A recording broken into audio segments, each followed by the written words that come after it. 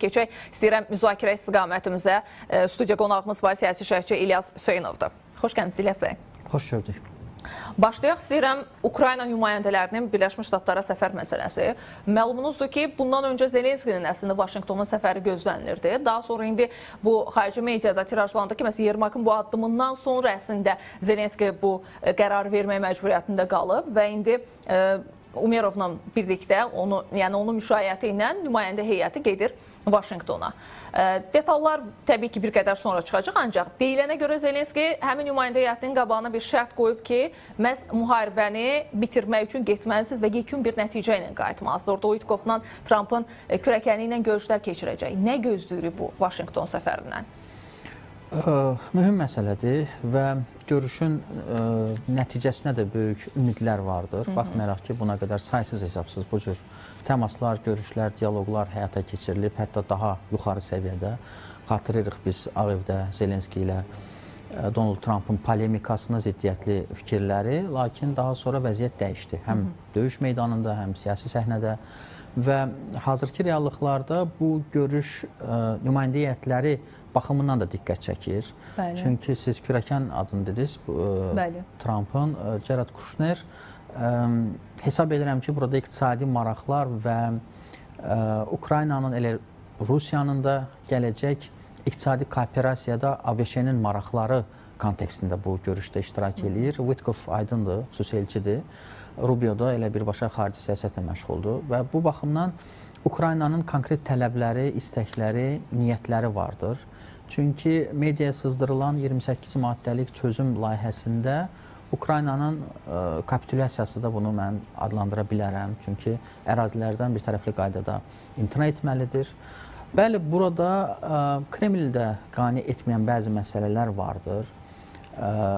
Rusiya aktivlərinin həm də 100 milyardını Ukraynanın gələcək bərpasına həsr etmək şübhəsiz ki, Kremli qəbul etməyə bilər, razı salmaya bilər və eyni zamanda burada mühüm məsələ Donbas və Krım ilə yanaşı Xerson və Zaporojyadan da əl çəkməklə bağlıdır və məlumdur ki, bugün zəmin üzərində ərazilərin yarısına Xerson və Zaporojyanın Rusiya nəzarət edir. Rusiya ilə yanaşı yarısına da Ukrayna nəzarət edir və döyüş əməliyyatları həm də bu ərazidə davam etməkdədir. Ona görə də bu görüşə böyük gözlər tikilib, niyyətlər vardır ki, bu görüşün nəticəsi Ukrayna üçün önəmli olacaqdır. Bir mühüm detal da bu görüşdən öncə danışıqların, konspiroloji məxfi keçirilən danışıqların həm də sızdırılması ilə bağlıdır. Bilirsiniz ki, Uşakov və Dmitriyevin Uitkovla olan danışıqlarının məğzi, mətni, mahiyyəti həm də mediaya bu və digər formada sızdırılır. İndi Zelenski deyir ki, bu görüşdə ləyaqətlə bitirməlisiniz bu müharibəni deyə, yəni təbii ki, öz nümayəndələrinə ünvanlayıb bu açıqlamanı ki, yəni gedib bunu bitirməliyik. Dediyi kimi ləyaqətlə bitirə biləcəklərmi ümumiyyətcə? İmkan verəcəkmi? Burada təbii ki, Birləşmiş Ştatlar çox böyük rol oynayır. Amerika Birləşmiş Ştatları vasitəçilik kursunu davam etdirmək niyyətindədir. Vasitəçi isə hər iki tərəfin maraqlarını qəbul edir və eyni zamanda bunu danışıqlar tərəfinə satır. Və satış işində, ticarət işində də Trump peşəkardır. Və bu baxımdan siyasəti də həm də alver sözünü işlətmək istəmirəm, amma ticari yollarla həyata keçirtmək. Amma baxır kimə nə qədər, neçə faizlik bərabərlik təqdim eləyir Birləşmiş Ştatlar, elə deyilmi? Elədir və elə bunu da gizlətmir. Çünki TR-də olan müsahibəsində də Trump elə təxminən bu cür fikirlərini bildirmişdi ki, bu danışıqlardır və danışıqlarda sızma da ola bilər və digər məsələlər də baş verə bilər. Amma bu görüşün nəticəsi şübhəsiz ki, Ukraynanın lehinə olmalıdır.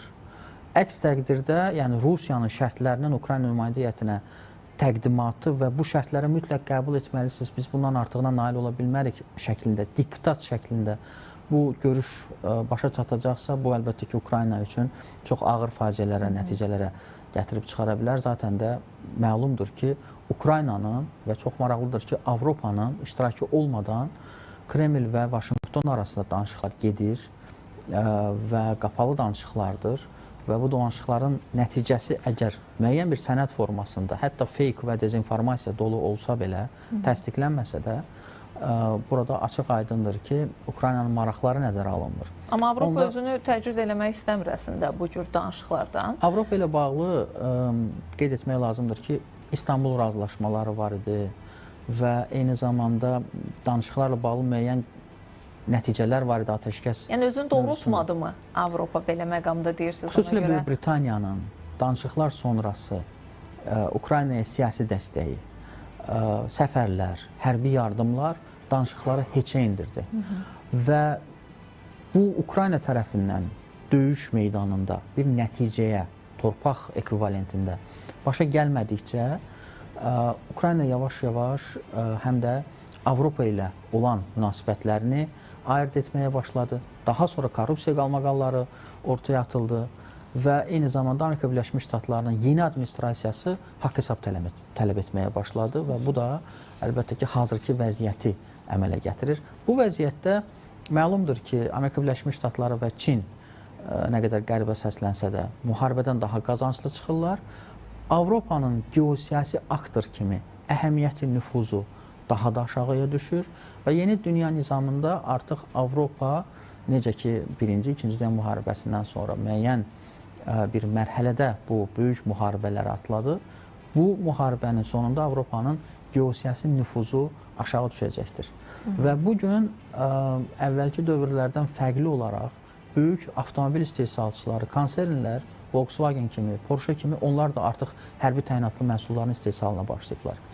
Və bu da ola bilsin gələcəkdə həm də Avropanın hərbi planda, siyasi planda, iqtisadi güc baxımından daha da irəliləməsi üçün bir təkan verəcəkdir. Necə ki, Rusiyanın özü müasir texnologiyalar, pualar baxımından müharibə başlayanda başqa mərhələdə idi. Bugün istər-istəməz vəziyyət elə gətirib ki, inkişaf etmək məcburiyyətinə qalıb. Ona görə də bu Avropa üçün, xüsusilə də Ukrayna üçün, Ukrayna sanki Avropada əgər müharibə bu şərtlərlə, bu vəziyyətdə bitərsə, hamıdan acıqlı, qəzəbli və hamıya kin, küdurət daşıyan bir dövlətə çevriləcək. Bu Avropanın gələcəyi üçün Ukrayna timsalında heç nə yaxşı gələcək vəd etmir. Hazırda belə baxırıq ki, Avropa sadəcə həm danışıqlarda iştirak eləməklə, həm də ki, indi Rusiya aktivləri ilə bağlı nəsə addımlar atıb da Ukraynanı bir növ sakitləşdirməyə çalışır belə bir məqamda. Korrupsiyadan danışdınız, çox önəmli bir məqamda. Əslində, Yermakın evində araşdırma aparılan günü, həmin bu xəbər çıxan günü biz çoxumuz elə bu fikirdə olduq ki, bu nəyisə dəyişəcək, avtomatik olaraq dəyişəcək danışıqlar gedişatında ki, nəticəsində gördük ki, Zelenski özündən əvvəl nümayəndəsini göndərmək məcburiyyətində qaldı. İndi Washington Post səhv etmirəmsə bugün bir xəbər tirajladı ki, bu Zelenski üçün də vəziyyəti tamamilə dəyişəcək. Bir növ yeni məcburiyyət qarşısında qalacaq Zelenski və Birləşmiş Ştatlar təzyiqi daha da artıracaq. Az öncə xəbər də təqdim etdim ki, Zelenski öz nümayəndəsini qoruyamır, indi növbəti sırada özü olacaq. Yəni vəziyyəti daha da dalana diriyəcək deyə. Düşünürsünüzmü ki, həqiqətən korrupsiya məsələsi, Yermakın xüsusilə də istefa verib çıxması məsələsi Zelenskini daha çətin vəziyyətə saldı? Yəni artıq çıxış yolu yoxdurmu? Razılaşmaq məcburiyyətində mi qalacaq? Yox, əlbəttə fiqurlar böyük müharibələrdə bu cür müharibələrdə heç nə həll eləmir. Burada xalqın iradəsi, geosiyasi vəziyyət, şərait və digər komponentlər də rol oynayır. Yəni Yermak olmayacaq, başqası bu funksiyaları davam etdirəcək. Çünki lider deyil. Bəli, Zelenskinin ən yaxın silahdaşı, dostu olub və elə açıqlamasında da qeyd etdi ki, mən onunla dost olaraq hələ də qalacağam. Amma Yermak çəkilməklə kölgəyə, kənara korrupsiya bitdimi? Və yaxud korrupsiya eşalonunun başında təkcə o mu dayanırdı? Əslində özünün açıqlaması oldu ki, mən çəkinməmin, məcbur qalmamın səbəbi Zelenski üçün də problem yaratmamaqdır. Çünki bu məsələ ilə kölgə salınır bir növ onda fəaliyyətinə. Ona görə dostluq faktorunu ortaya atır ki, mən dostumu sanki xilas elədim və dost olaraq qalacaq. Yəni əlbəttə bu cür məsələlərdə bir fiquru sanki qurban verərək bu bütün məsələləri örtbasdır etmək, onun üstündən yumuşaq formada keçmək niyyəti vardır. Amma maraqlıdır ki, Zelenskinin tanıyan, onun siyasəti ilə yaxından maraqlanan və ya onun komandasında olub çıxmış müxtəlif deputatlar və yaxud onun oponentlik edən qüvvələr bugün açıq şəkildə Zelenskini tənqid eləməyə çalışırlar.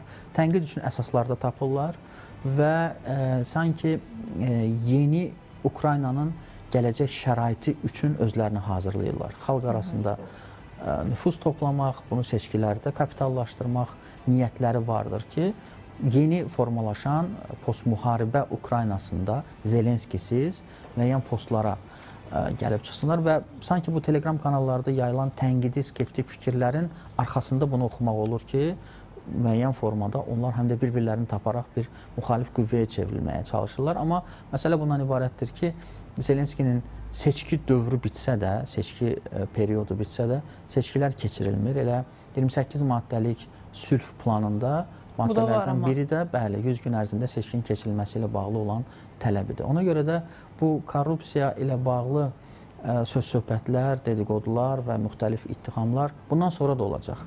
Baxır danışıqların gedişatına. Ukraynaya təzyiq üçün korrupsiya məsələsinin hər zaman demokratçı kimi istifadə edəcəklər. Hələ ki saxlayırlar bir aktiv qüvvə olaraq. Bu arada düzdür, aktivlərlə bağlı danışırıqsa bir yeni xəbər də var. Avropa İttifaqının xarici işlər və təhlükəsizlik siyasəti üzrə ali nümayəndəsi Kaja Kallasın bir açıqlaması ki, Belçika dondurulmuş Rusiya aktivlərinin istifadəsi ilə bağlı belə qərar qəbul edərsə risklərin bütün Avropa ölkələri arasında bölünməsi vacibdir deyə. Yəni riskləri azaltmadan, üzvlər arasında paylaşmadan bu vəsaitlərdən istifadəyə tələsmək olmaz deyə. Yəni bunu əgər bu öhdəliyi özlərimizə götürürüksə, risklər də bütün ölkələr arasında bölüşdürülməlidirmi? Bu cür açıqlamanı da ilk dəfədir, daha doğrusu Kaja Kallasdan biz eşitdik. Risklər də deyir birlikdə bölünməlidir. Bəli, bu həmrəylik, Avropa ailəsi, Avropa məkanı və inteqrasiya platforması kimi söylənilən fikirlərdir. Yəni, böyük diplomatiyada da Kaja Kallas yenidir, deyək ki, digər bundan öncəki siyasi xadimlərlə müqayisədə və daha çox bu fikirləri ifadə edir. Amma dondurulmuş aktivlərin dərhal xərclənməsi və yaxud onun Ukraynaya verilməsi haqqında da qəti qərar qəbul olunmur. Bax, elə Ukraynaya təsir baxımından korrupsiya haqqında deyirsə, Rusiya aktivlərinin dondurulması ilə bağlı Rusiya təsir haqqında da deməliyik. Bax, burada balans qorunur Qərb tərəfindən və görürsünüz ki, Amerika Birləşmiş Ştatlarının, ümumiyyətlə kollektiv Qərbin hər iki münaqişə tərəfinə nə qədər təsir alətləri vardır. Rusiyanı cilovlamaq, Rusiyanı müəyyən formada danışıqlar masasına dəvət etmək, sərt ritorikadan kənara saxlamaq, necə ki, Lavrovla Rubio arasında bilirsiniz ki, çox ciddi fikir ayrı seçkilikləri vardı və ona görə də Macaristanda görüş baş tutmadı. Budapeşt görüşünə hamı hazırlaşırdı. Ona görə də, bax, Rusiya aktivləri ilə bağlı məsələləri də ortaya ataraq, sanki Rusiyanı da ipə-sapa gətirmək niyyətləri irəli sürülür. 2 dəqiqəmiz qalıb, İlyas bəy. Macarıstan dediniz, Macarıstan rəsmi nümayəndəsinə xəbərini təqdim elədim. Bir növ Avropaya qarşı ola biləcək bir açıqlama ilə çıxış elədi ki, Avropa ölkəsi olmamıza baxmayaraq heç kim bizə qarışa bilməz bizim xarici siyasətimizdə, xüsusilə də Rusiya ilə əməkdaşlıqda. Macaristanın Rusiya marağı və dəstəkləməsi nə isə dəyişəcəkmi? Düzdür, Putinin də son açıqlaması oldu ki, Budapeştdəki görüşə hazıram deyə. Yəni, əgər razılıq verirsə Donald Trumpla, yəni məmnun olaram daha doğrusu, belə dedi. Macaristan nə isə dəyişə bilərmi? Bir sıra qərb analitikləri və ciddi tədqiqat mərkəzləri Macaristanı sanki Rusiyanın Avropada Troyan atı kimi qiymətləndirirlər, o cümlədən də Slovakiyanı. Çünki Avropanın mövcud siyasətini tənqid edirlər. Amma tənqidləri də baxanda konstruktiv tənqid var və ya qərəzli tənqid vardır. Macaristanın tənqidi konstruktivdir. Mövcud geopolitik reallıqlar, enerji resurslarına olan tələbat, dövlətlərin yerləşməsi və geostrategiyası əsasında tənqid həyata keçirilir. Burada Rusiya sevgisi kimi bunu qəbul etmək və ya qələmə vermək də doğru deyil. Mən bu yaxınlarda bir beynəlxalq tədbirdə idim və orada Siartonun çıxışını çox yaxından izlədim.